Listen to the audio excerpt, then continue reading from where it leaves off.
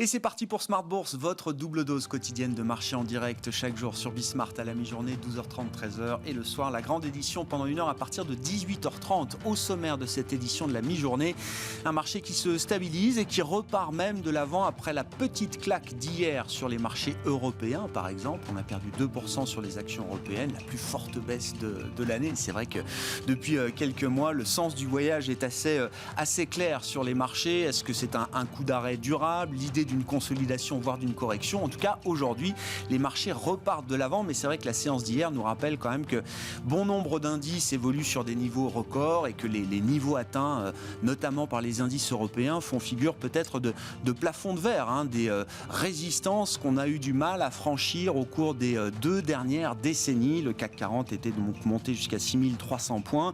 Ça nous ramenait sur les niveaux de l'an 2000 et le CAC qui se situe désormais juste en dessous des 6200 points à mi-parcours de cette séance boursière. Vous aurez le résumé complet dans un instant avec Nicolas Pagnès depuis la salle de marché de Bourse Direct. Il faut dire que les publications d'entreprises aujourd'hui en Europe sont plutôt de bonne facture avec des réactions de marché positives après les chiffres de Carrefour, les chiffres de Kering sur le CAC 40 à Paris. Les 2 titres font partie des plus fortes hausses du jour et puis on notera également des réactions de marché très positives après les publications de Heineken, d'ASML également dans le secteur des semi-conducteurs ou encore de Roche dans le secteur de la santé, pour ne citer que les gros poids lourds européens. On aura en revanche un accueil assez froid après la publication de Netflix hier soir aux États-Unis, avec un gros ralentissement, une normalisation évidemment de l'activité de Netflix après avoir accumulé beaucoup de demandes en anticipation au cours de l'année 2020 avec les effets de la pandémie. Donc Netflix sera un titre évidemment à suivre tout à l'heure à l'ouverture des marchés américains. Et puis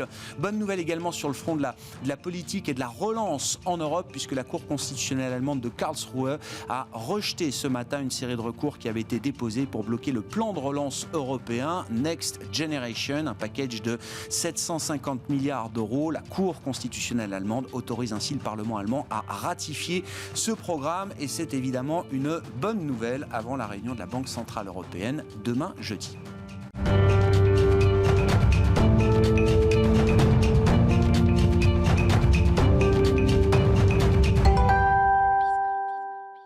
Des marchés européens qui repartent de l'avant après le coup d'arrêt d'hier. Résumé complet de cette séance à mi-parcours, c'est avec Nicolas Pagnès depuis la salle de marché de Bourse Direct. La tendance est toujours en légère hausse à la Bourse de Paris à la mi-journée. Après 2 jours de baisse consécutive, l'indice parisien semble vouloir se reprendre dans un contexte encore incertain de reprise mondiale face à la résurgence de Covid-19 en Asie, mais contrebalancé à Paris par des résultats encourageants. En Asie, tout d'abord, la pandémie de coronavirus reprend de la vitesse alors que l'Inde et le Japon font de nouveau face à des difficultés pour endiguer son expansion. En Inde, tout d'abord, les autorités doivent faire face à un nouveau variant tout en enregistrant près de 200 000 nouvelles contaminations par jour depuis 5 jours, pour un total de 15 millions de cas depuis le début de la pandémie. Au Japon, la propagation de l'épidémie pousse le gouverneur de Tokyo ainsi que celui d'Osaka à demander l'instauration de l'état d'urgence sanitaire afin d'enrayer l'épidémie. Une recrudescence de cas qui fait craindre une reprise encore retardée de l'économie mondiale et qui fait vaciller les principaux indices boursiers depuis 2 jours. Le Nikkei perdait 2% ce matin, tandis que les principaux indices de Wall Street reculaient tous à la clôture hier soir, avec un Nasdaq toujours en recul de près de 1%. Il faut dire que face à cette situation, les résultats d'entreprise sont plus que jamais scrutés par les investisseurs afin d'y trouver quelques preuves concrètes de la reprise économique anticipée. En ce qui concerne les valeurs technologiques aux États-Unis, les résultats de Netflix publiés hier soir après la clôture risquent cependant fort de décevoir les investisseurs aujourd'hui. La plateforme de streaming voit la base de ses abonnés payants ralentir au premier trimestre 2021. Si elle affiche tout de même une croissance de 14% sur le trimestre, avec près de 208 millions d'abonnés payants dans le monde, cela représente 2 millions de moins que ce que la plateforme avait anticipé. Netflix revoit d'ailleurs ses ambitions à la baisse et ne compte gagner qu'1 million d'abonnés supplémentaires sur le 2e trimestre de 2021, alors que ses concurrents continuent leur progression. Il n'en reste pas moins que Netflix voit son chiffre d'affaires bondir de 24% au premier trimestre de l'année à plus de 7 milliards de dollars. $. Mais face à des valorisations excessives sur les valeurs technologiques, cela ne semble pas suffire. Le titre Netflix perd 8% dans les échanges d'avant-bourse aux États-Unis. On note d'ailleurs que selon les contrats futurs, les indices américains sont pour le moment attendus hésitants à l'approche de cette nouvelle journée de publication d'entreprise. Le CAC 40 bénéficie, lui, de quelques nouvelles rassurantes du côté des valeurs. On le disait il y a quelques instants et on va le détailler dans quelques instants. Mais le CAC 40 qui bénéficie également de la décision de la Cour institutionnelle allemande de rejeter le recours contre le plan de relance européen. Une nouvelle qui débloque le processus de ratification du plan. À Paris, donc, côté valeur à présent, Kering, tout d'abord, a publié un chiffre d'affaires en hausse de 26% au premier trimestre 2021 à 3,9 milliards d'euros. Un rebond que le groupe doit au dynamisme de la marque Gucci, qui a enregistré une progression de près de 25% de ses ventes sur la période, mais aussi à la reprise de son activité en Asie ou encore aux États-Unis. Carrefour annonce de son côté un recul de 4,5% de son chiffre d'affaires à 18,56 milliards d'euros. Un recul en trompe-l'œil cependant, puisque celui-ci est notamment tiré par un effet de change défavorable en Amérique du Sud notamment. En comparable, le chiffre d'affaires trimestriel du groupe progresse de 4,2%. Le groupe de distribution en profite pour annoncer le lancement d'un programme de rachat d'actions pour un montant maximal de 500 millions d'euros en vue de leur annulation future, ce qui représenterait environ 4% de la capitalisation boursière du groupe. Et on note à la mi-journée que Kering et Carrefour sont les deux valeurs qui marquent la plus forte hausse sur le CAC 40. Et on finit avec Worldline qui annonce de son côté une chute de 9% de ses revenus au premier trimestre 2021 en données comparables. L'entreprise reste cependant confiante pour l'ensemble de l'année et confirme ses objectifs. Elle anticipe une croissance organique de son chiffre d'affaires de l'ordre de 5% avec notamment un rebond au second semestre anticipé après un premier semestre stable voire en léger recul. Nicolas Pagnès en fil rouge avec nous tout au long de la journée sur Bismart depuis la salle de marché de Bourse Direct.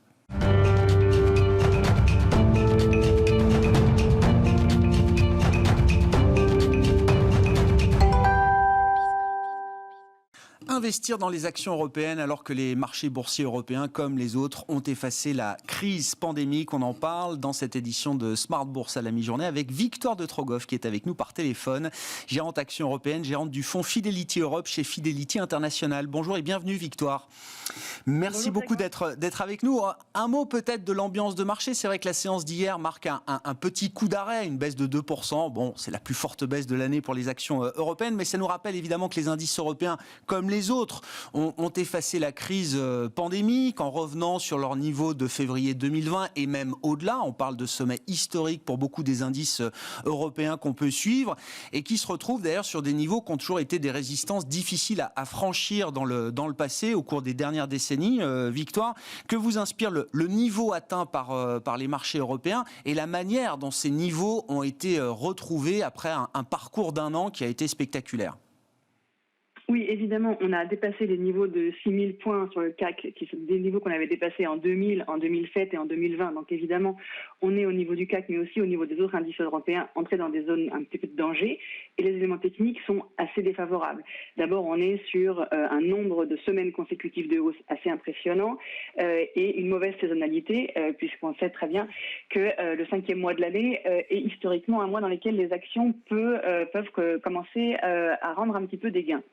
Par ailleurs, on est, et vous en parlez abondamment, dans une saison de résultats. Et contrairement aux résultats que vous mentionniez qui sont aujourd'hui salués positivement par la bourse, je trouve que dans la mesure où les attentes sont très élevées, c'est-à-dire que les analystes attendent en moyenne 50% de hausse des résultats sur le premier trimestre, on a, pour des titres qui sont plus cycliques, et donc pas ceux qui ont publié aujourd'hui, des réactions beaucoup plus mitigées. Et en fait, c'est ce qu'on appelle en bourse le phénomène de travel and arrive, où en fait, sur des très bons résultats, les investisseurs vendent les titres. Et un des secteurs en fait assez emblématiques de ce phénomène, c'est le travail temporaire. On a Randstad qui publie ce matin un très bon chiffre pour le premier trimestre et qui est en baisse parce que le titre, lui, est en hausse de 20% par rapport à son point haut de l'année 2020. Donc, c'est des réactions qui sont assez classiques. Mais alors, si on se remet dans un horizon un peu plus long, en fait, la phase actuelle de marché, la phase de hausse qu'on connaît depuis quelques mois, elle est finalement assez classique si on... On vous perd, Victoire. Pardon. Si on... Allez-y, Victoire. Effectivement, depuis 6 mois, là, qu'est-ce qui vous marque dans la manière dont le marché réagit ? En fait, historiquement, on sait que les évolutions du marché, c'est la somme de évolution du multiple et évolution des perspectives de résultats. Donc si on se remet il y a un an, en mars 2020, on a eu un effondrement du marché qui était la somme de la baisse des multiples et de la baisse des anticipations de résultats, c'était le crack. La période qui a suivi, c'était une anticipation c'était du re-rating, donc une anticipation d'un mieux. Donc les choses vont très mal, mais elles iront mieux un jour. Donc le multiple remonte, mais les perspectives de résultats, elles, restent déprimées. Depuis novembre, la configuration de la hausse est très différente, puisqu'en fait, les annonces de vaccins permettent de l'optimisme, et donc ce sont des révisions positives de résultats qui entraînent le marché, et on est dans cette dynamique aujourd'hui qui peut d'ailleurs s'accompagner par un... C'est-à-dire que le multiple, et donc l'appréciation de l'optimisme peut lui baisser, mais le marché peut continuer à monter à mesure que les résultats eux-mêmes progressent. Et là, il y a un point important à souligner, c'est que les entreprises qui sont des agents économiques extrêmement rationnels ont profité de cette crise pour abaisser les points morts et donc pour se donner la chance d'avoir des leviers opérationnels au moment de la reprise qui sont très forts. C'est ce qu'on va constater en 2021 et 2022. Et ça, à ce titre-là, cette crise est différente des crises passées.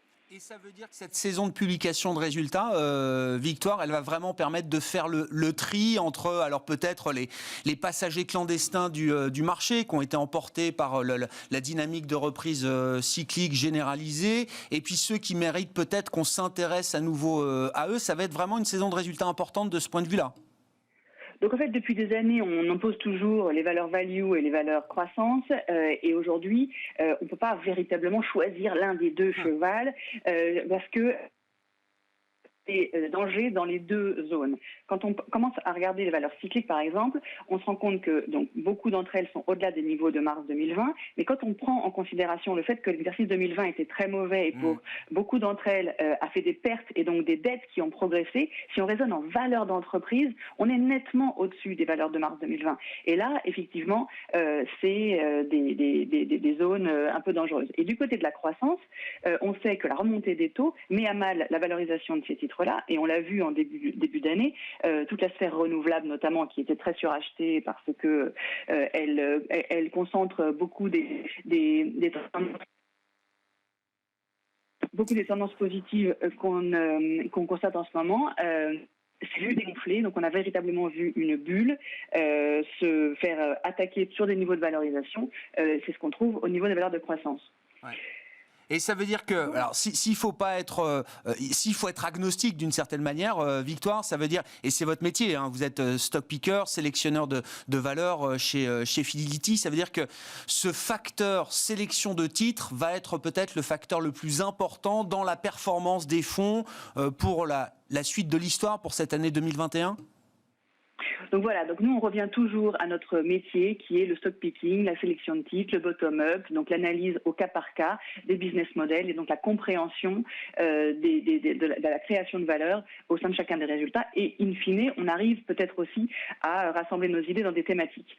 Alors je voulais parler ici de 3 thématiques qui nous ont animés au cours des 12 derniers mois. D'abord la première thématique, c'est celle du déconfinement. Donc en fait, quand tout s'est effondré, on a pu constituer une poche dans les portefeuilles exposés au déconfinement en se disant que quand les choses iraient mieux, ces titres-là avaient un potentiel de rebond significatif. Aujourd'hui, ça n'est plus le cas. Donc là, je pense au secteur de l'aérien, avec notamment Safran ou même Ryanair. Ce sont des titres qui ont énormément progressé et qui sont aujourd'hui à des niveaux de valorisation qui commencent à être dangereux. Deuxième thématique, c'est la décarbonisation. Là, c'est une thématique qui, au contraire, gagne en pertinence quasiment tous les jours, à mesure que les engagements politiques, publics en faveur du climat se confirment, que ce soit évidemment l'Europe, les États-Unis, la Chine.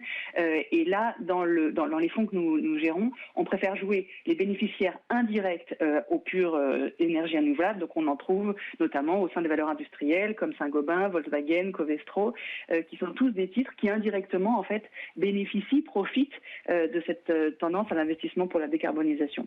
Et enfin, troisième thème, digital, donc déconfinement, décarbonisation, digital, 3 thématiques en D.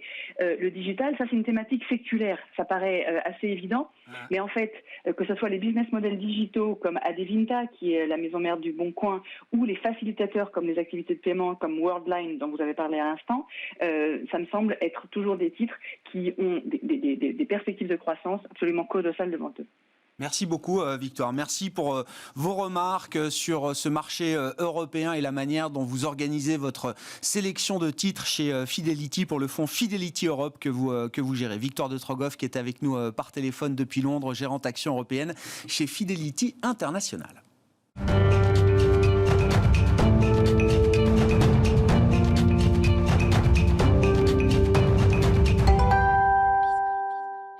Et venons-en au marché américain, après l'Europe. Et c'est Thierry Gill qui est à mes côtés en plateau pour en parler, le président de Raymond James Euro Equities. Bonjour et bienvenue Thierry. Bonjour Grégoire. Bon, il y a plein d'angles d'entrée pour parler de l'actualité américaine et des marchés américains. On parlera des marchés au sens strict dans un instant, mais peut-être remettons quand même le sanitaire à la une.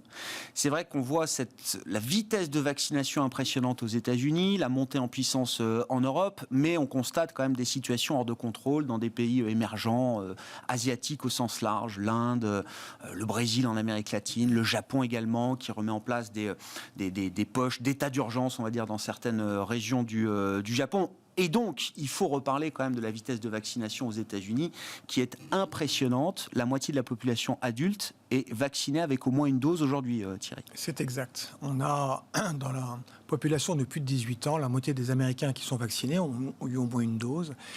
L'autre point qu'il faut souligner, c'est qu'aux États-Unis, les deux principaux vaccins qui représentent pratiquement les 90% des vaccinations, ça n'est que des vaccins sous ARN messager. C'est Pfizer et c'est Moderna. Johnson a marqué un petit temps d'arrêt, il va probablement être réautorisé, mais globalement aujourd'hui, plus de 90% sont vaccinés sous ARN messager. Donc on n'a pas ce souci qu'on a en Europe, voire dans d'autres régions du monde, éventuellement d'arrêter et de prévoir la réouverture de l'activité. Mais c'est un vrai succès pour Biden. Son engagement, c'était vacciner 100 millions de personnes en l'espace de 100 jours. Et aujourd'hui, on est bien au-delà. Et on est sur un rythme actuel de vacciner 3,2 millions de personnes par jour, ce qui, globalement, représente 1% de la population américaine par jour. Et ça veut dire... La promesse d'avoir un 4 juillet, fête nationale aux États-Unis, normale, c'était la promesse de Joe Biden. Elle va être plus que tenue. C'est-à-dire que le pays, les différents États qui ont chacun aussi des stratégies parfois un peu différentes, seront revenus à une forme de normalité bien avant ce 4 juillet. Oui, peut-être même avant, parce que si on considère que la moitié des Américains, adultes en tout cas, sont vaccinés aujourd'hui, si vous vaccinez 1% de la population par jour, normalement d'ici 20 mai, vous approchez pratiquement l'immunité collective. Donc l'objectif du 4 juillet...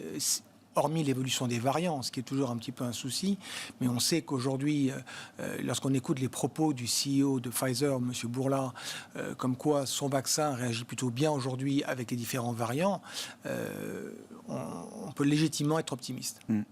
Si le sanitaire n'est plus un sujet et un risque, en tout cas aux États-Unis, Thierry, qu'est-ce que ça nous dit du marché ? Est-ce que ça veut dire que la dynamique de marché va être aussi différente dans les prochains mois à partir du moment où on atteint cette réouverture complète de l'économie américaine ? Le marché est toujours dans l'anticipation du coup d'après, voire du coup encore après, Thierry. Une des réflexions de notre stratégiste à Wisma-Court est en fait de regarder un petit peu ce qui s'est passé du côté de l'Asie. Si on regarde ce qui s'est passé du côté de la Chine, par exemple, on se rend compte que depuis la mi-février, les bourses ont quand même ont eu tendance à souffrir. Et c'est un des pays qui est probablement le plus avancé en termes de protection contre le Covid. Je ne dis pas qu'il y aura un bis repetita sur les marchés américains, mais probablement que lorsqu'on aura l'impression...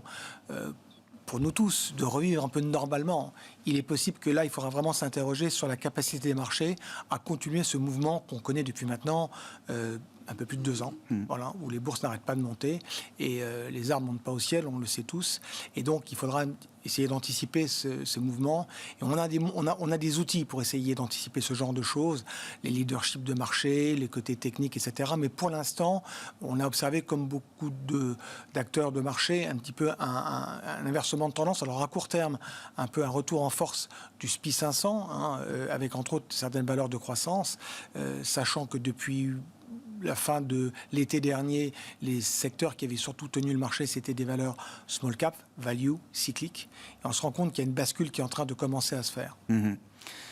avec quoi? L'idée que les États-Unis, la dynamique de l'économie américaine va revenir à une forme de normalité au cours des prochains mois. Là, on vit avec les chiffres spectaculaires. Le dernier en date, c'est la progression des ventes au détail sur le mois de mars, qui est vraiment un symbole très fort du retour de l'appétit, de l'hédonisme du consommateur américain. On aura encore sans doute des chiffres très bons pendant plusieurs mois, mais le marché réfléchit déjà à quelle sera la normalité de l'économie américaine au cours des prochains trimestres? Oui, je pense qu'à mon avis, on approche d'un point d'inflexion. Si on regarde un petit peu les rebonds des marchés financiers au sortir de récession, vous avez plusieurs phases. La première phase qu'on appelle early cycle, celle du début de cycle, et qu'on peut l'identifier pratiquement l'été dernier, l'été 2020. C'était quand les taux US américains, les taux longs se traitaient sur une base de 50 points de base.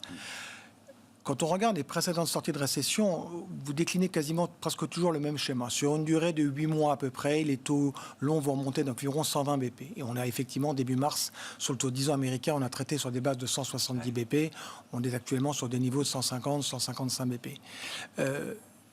Notre scénario, c'est qu'on va rentrer dans cette phase dite maintenant de mid-cycle, qui devrait plutôt se manifester probablement, alors on n'a pas de certitude, on a des convictions, on va dire à la fin de l'été, début de l'automne, avec une stabilisation des taux longs. La Fed sera là.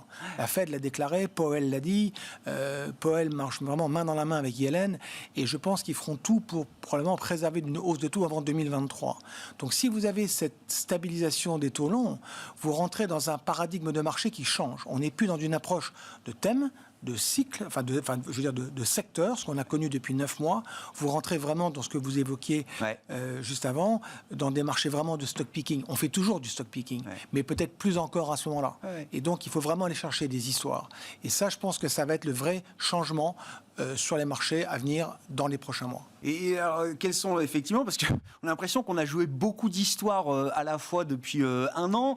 Le stay at home a très bien fonctionné en début de crise pandémique, puis le relais des cycliques avec l'arrivée des vaccins, tout ça on l'a parfaitement décrit. C'est vrai que quand on regarde sur un an, tout a payé d'une certaine manière. Alors je sais pas, là, la publication de Netflix, là aussi, est-ce que ça fait partie de c'est aussi un symbole de ce point d'inflexion que vous décrivez, peut-être, Thierry, l'idée que voilà, certaines valeurs Covid ont connu leur heure de gloire avec la pandémie et se retrouvent désormais... Je ne sais pas si Netflix est vraiment un indicateur. Netflix, on peut l'imaginer facilement. Il y a eu en fait un effet, vous l'aviez évoqué en préambule tout à l'heure, un effet d'anticipation. Donc dès qu'il y a eu la crise, et donc aujourd'hui on paye sur des effets de comparables, le fait que beaucoup de choses étaient déjà dans les cours. La deuxième chose, c'est que Netflix, il faut qu'il y ait du contenu. Sous Covid, on a moins de contenu. Donc il y a deux phénomènes qui se conjuguent, qui expliquent peut-être ce refus du titre. Même si nous, on est un peu réservé sur le titre chez Raymond James, je pense que le titre, après, en dehors de la baisse aujourd'hui, je ne pense pas que ça devrait non plus beaucoup corriger. Mais c'est des titres qui se payent quand même cher. On a plus de 50 fois les profits. Trouver des idées, oui, c'est toujours... Il y a toujours, et la profondeur du marché américain est remarquable pour ça, il y a toujours des thèmes ou des histoires. Une des histoires du moment, on ne l'a pas évoqué le côté politique, mais c'est bien évidemment le plan d'infrastructure de Biden. Voilà, quelque chose auquel nous on croit beaucoup. C'est un plan ambitieux, c'est un plan qui a été segmenté en deux de manière à avoir une certaine forme de soutien des républicains. Le timing, on espère un accord final intervenant avant les vacances des parlementaires américains fin juillet. Donc Nancy Pelosi, qui est la chef de file des démocrates au Congrès, se prononce probablement pour une validation par le Congrès début juillet. Si c'est le cas, c'est maintenant qu'il faut se positionner. Et donc, dans les projets d'infrastructure, il y a bien évidemment tout ce qui concerne le transport, mais pas que. Il y a de la clean tech, il y a la rénovation de tout ce qui est câbles et fibres aux États-Unis. Il y a pas mal de contenu. Voilà.